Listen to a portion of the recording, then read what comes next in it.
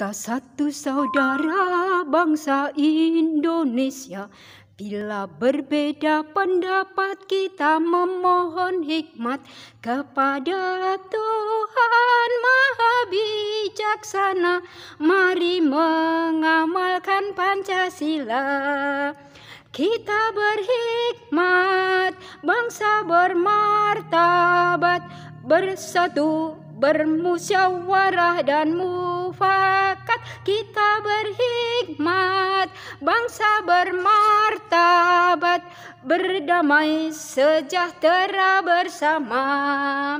Kita berhikmat, bangsa bermartabat, bersatu, bermusyawarah dan mufakat. Kita berhikmat, bangsa bermartabat, berdamai sejahtera bersama. Kita berhikmat, bangsa bermartabat. Dalam nama Bapa dan Putra dan Roh Kudus. Amin. Puji syukur kami lambungkan kehadirat-Mu ya Bapa, atas anugerah-Mu berupa kehidupan. Kami hidup bersama di dalam masyarakat yang membentuk kami menjadi manusia seutuhnya. Kami hamba-Mu mau melakukan kehendak-Mu. Demi Yesus Kristus Tuhan dan Juru Selamat kami. Amin. Dalam nama Bapa dan Putra dan Roh Kudus. Amin. Selamat pagi anak-anak. Kita bertemu kembali di semester kedua. Pada pembelajaran saat ini, Ibu akan membahas pembelajaran tentang peran masyarakat bagi perkembanganku. Kita semua hidup di dalam masyarakat. Untuk itu, kita perlu terlibat dalam pergaulan di tengah masyarakat, memperjuangkan persaudaraan melalui aktivitas nyata. Nah, yang nampak di situ, kamu anak-anak menggunakan seragam pramuka, kerja bakti, kerjasama.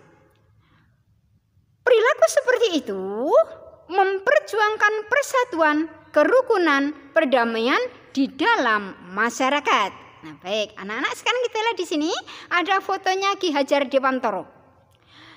Menurut Ki Hajar Dewantara, pendidikan itu ada 3 macam yang disebut tripusat pendidikan, yaitu keluarga, sekolah, dan masyarakat. Itulah tripusat pendidikan menurut Bapak Pendidikan kita, yaitu Ki Hajar Dewantara. Nah, menurut beliau, masyarakat merupakan salah satu dari tripusat pendidikan. Masyarakat itu apa?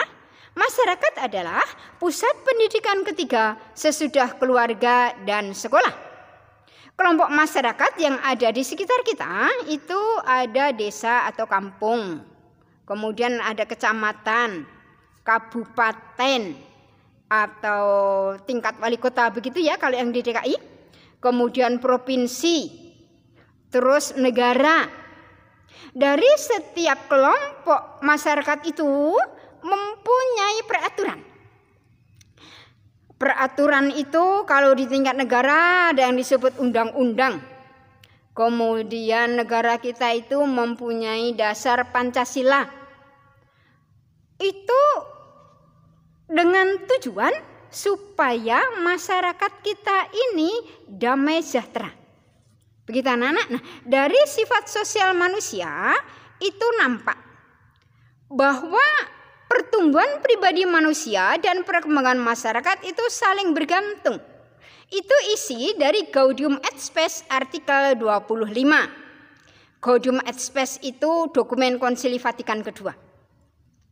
Kemudian, mengapa begitu saling bergantung? Sebab asas, subjek, dan tujuan semua lembaga sosial memang seharusnya lah pribadi manusia. Berdasarkan kodratnya, ia sungguh-sungguh memerlukan hidup kemasyarakatan itu. Dan kemasyarakatan itu akan membentuk manusia menjadi pribadi yang utuh. Tetapi, masyarakat juga bergantung kepada pribadi-pribadi itu. Manusia berkembang dalam segala bakat dan pembawaannya dan mampu menanggapi panggilannya melalui pergaulan dengan sesama, saling berjasa, melalui dialog dengan sesama saudara. Begitu anak-anak? Nah sekarang, menurut Adgentes itu dekret tentang karya misioner gereja.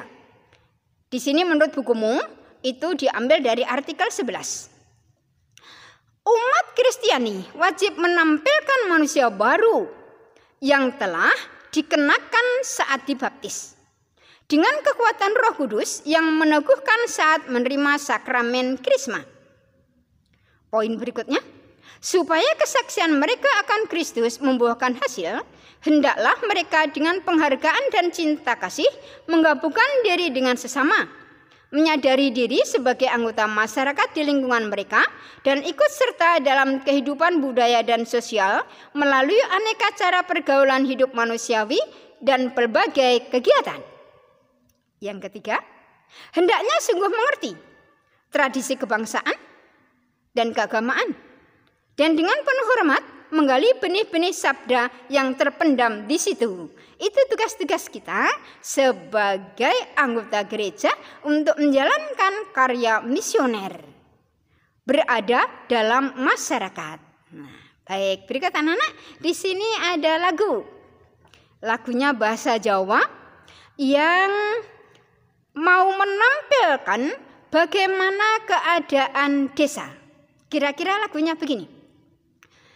Ayo ayo konco tilingono, konco biarsakno, enggal katindakno. Desa kuwi wit kuno wis mesti tansah dadi objek ning saiki ganti. Modernisasi desa, pembangunan desa, ya tegese kuwi kudu dadi subyek melu nemtokake ing bab politik, ekonomi lan sosial lan kabudayan duwe auto aktivitas mring katundone kanggo mbrantas pengangguran. Modernisasi desa, modernisasi mental, modernisasi desa se-Indonesia. Dalam nama Bapa dan Putra dan Roh Kudus. Amin. Terima kasih ya Bapa atas terlaksananya pembelajaran ini. Buatlah kami agar mampu menjadi terang di dalam masyarakat kami, sehingga kehendak-Mu terjadi di bumi ini. Demi Yesus Kristus Tuhan dan Juru Selamat kami, yang hidup dan berkuasa dalam persekutuan dengan Roh Kudus, kini dan sepanjang segala masa. Amin. Kemuliaan kepada Bapa dan Putra dan Roh Kudus, seperti pada permulaan, sekarang, selalu, dan sepanjang segala abad. Amin. Dalam nama Bapa dan Putra dan Roh Kudus. Amin.